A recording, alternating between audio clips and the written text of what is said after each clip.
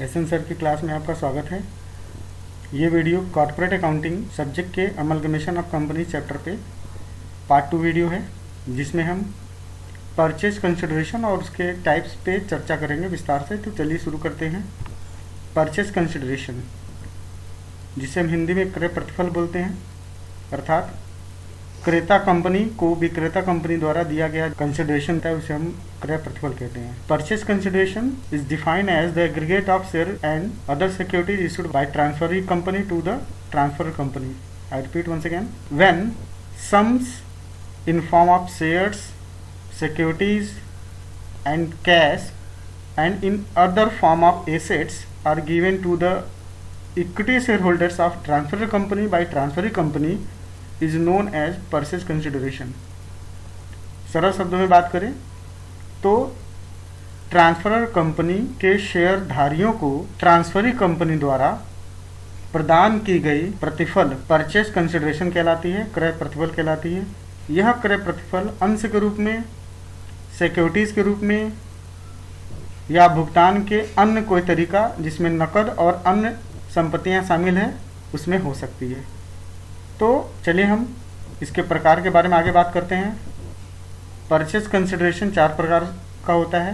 पहला विधि है lump sum method से परचेज कंसिडरेशन गणना कर सकते हैं। दूसरा है नेट पेमेंट मेथड, जिसमें नेट पेमेंट के आधार पर हम परचेज कंसिडरेशन गणना कर सकते हैं। तीसरा है नेट एसेट्स मेथड, एसेट्स को नेट निकाला जाएगा, उस आधार पे परचेज कंसिडरेशन गणना की जाएगी। और एक अदर ऑप्शन है। चलिए हम एक एक विधि के बारे में विस्तार से बात करें, एक एक मेथड के बारे में विस्तार से बात करें।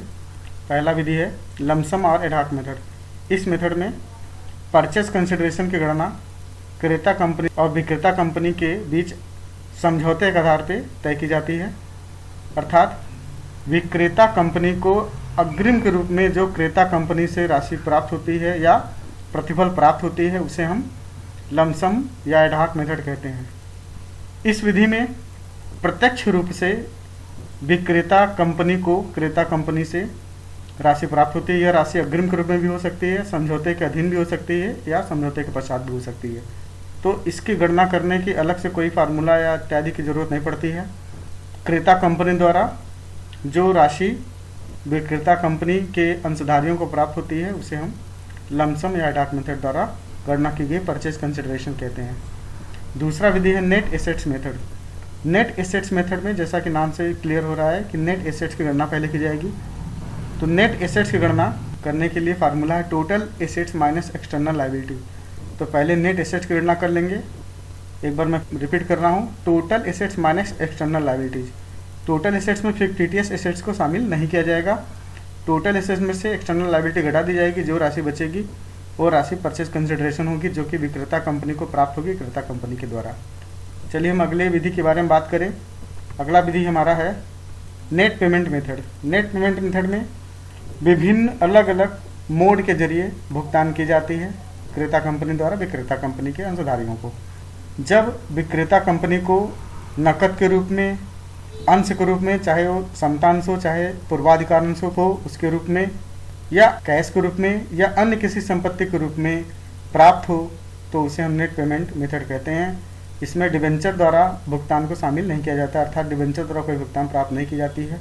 साधारण शब्दों में समझें तो विक्रेता कंपनी को क्रेता कंपनी से भिन्न भिन्न माध्यमों के रूप में भुगतान के तौर पर जो प्रतिफल प्राप्त होगा उस प्रतिफल को परचेज कंसिडरेशन कहते हैं।